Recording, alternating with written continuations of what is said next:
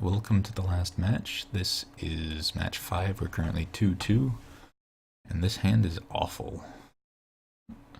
The 4th Spire of Industry is the worst card in your deck. Yeah, this is a really easy mulligan. This hand does nothing. Of course, I need to wait for my opponent to do something. Alright, mulligan. Much better. And I do want lands.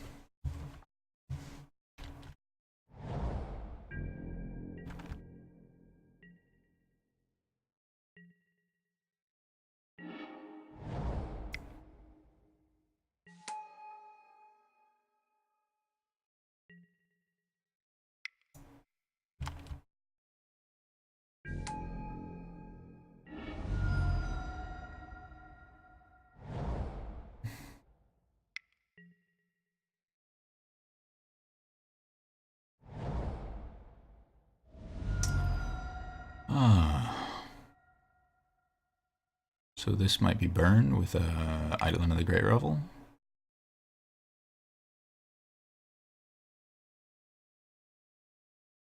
I guess off Bloodstained Mire into these two lands. That's the only thing that really makes sense to me. Do what? Most burn decks don't play this anymore. Interesting. It's definitely burn if they're exiling a Riftbolt. Don't really feel like running out Steel Overseer into the exiled Riftbolt, so I'll probably just be playing Etched Champion this turn.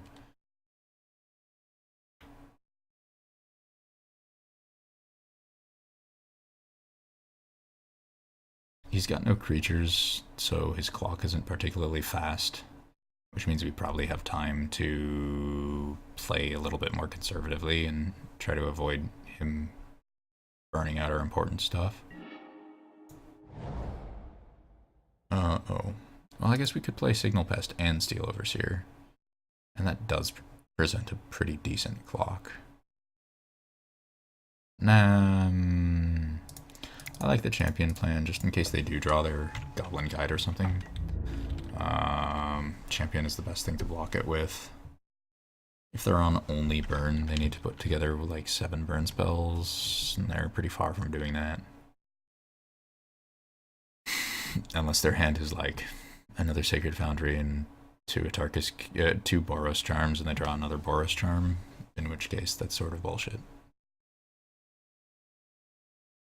But no, this looks fine.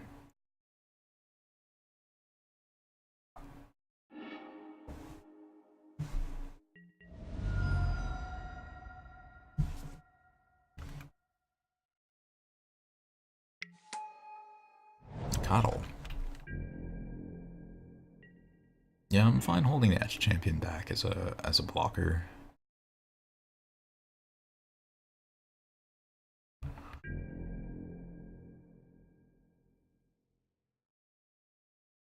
We'll win the race with the evasive creature beats, while Etched Champion holds down the ground and prevents us from getting raced particularly well. And then the Etched Champion can attack in for like 4 on the last turn.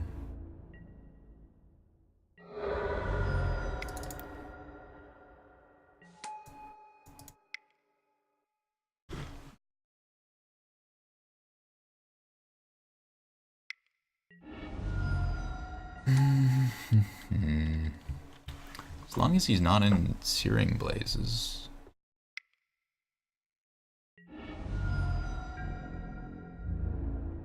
Man, friggin' Boros Charm.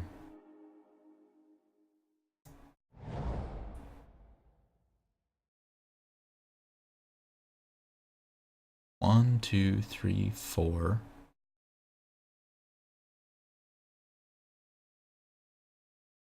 No, 1, 2, 3. Darn. I do not have Infect Lethal yet.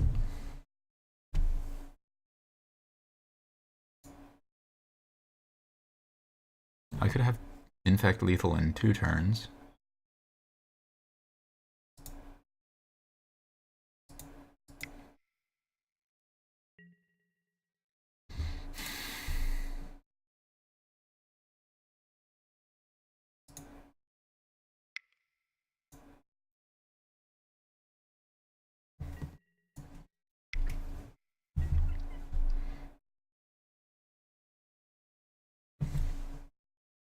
Just hold back the signal pests to block, and same with the edge champion. Force him to have 2 burn spells. So I can't race him with regular damage anyways, so now he has to have two more bolts to win.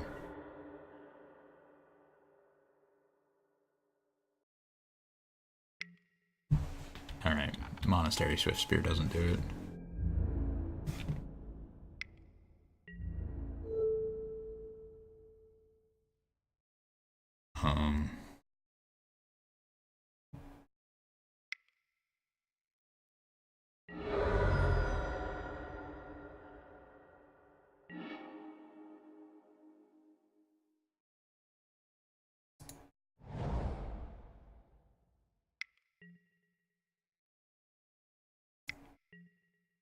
Alright, playing it safe gets there.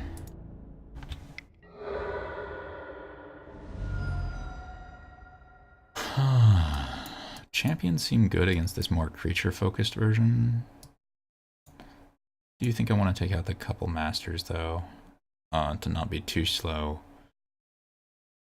I think I'll submit it like that.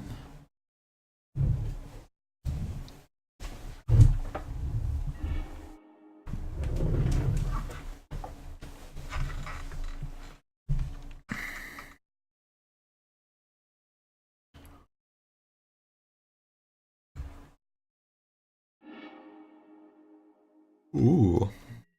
This is a hand.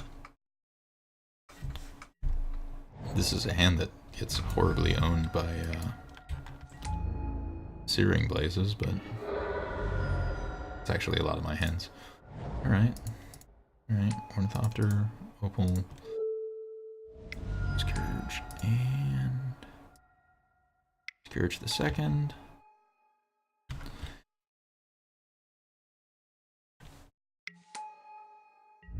Oh my god. Oh, this game is so over.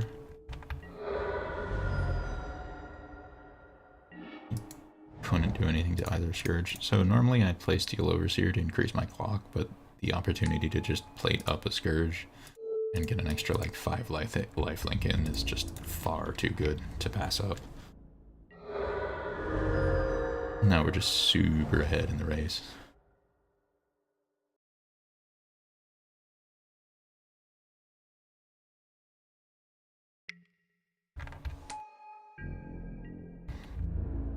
Here, if we block with Ornithopter, it's almost certainly going to die to a Prowess thing, so I'm not really in the mood to throw away the Ornithopter for 2 life. So this is going to be like a bolt on a Vault Scourge. Or it's not even going to be a bolt on a Vault Scourge because he can't afford to...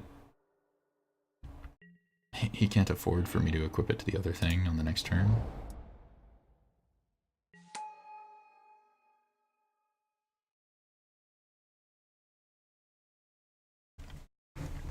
Okay. So if we assume it's bolt, then he bolts this.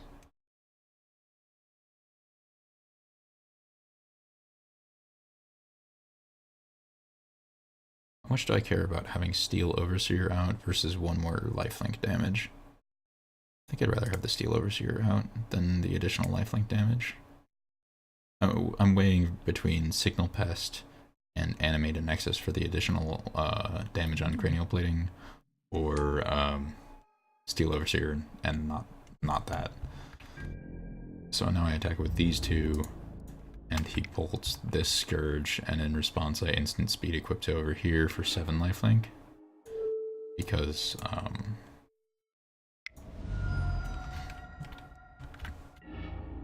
even if I had 1 more damage from taking the other line, it wouldn't be lethal.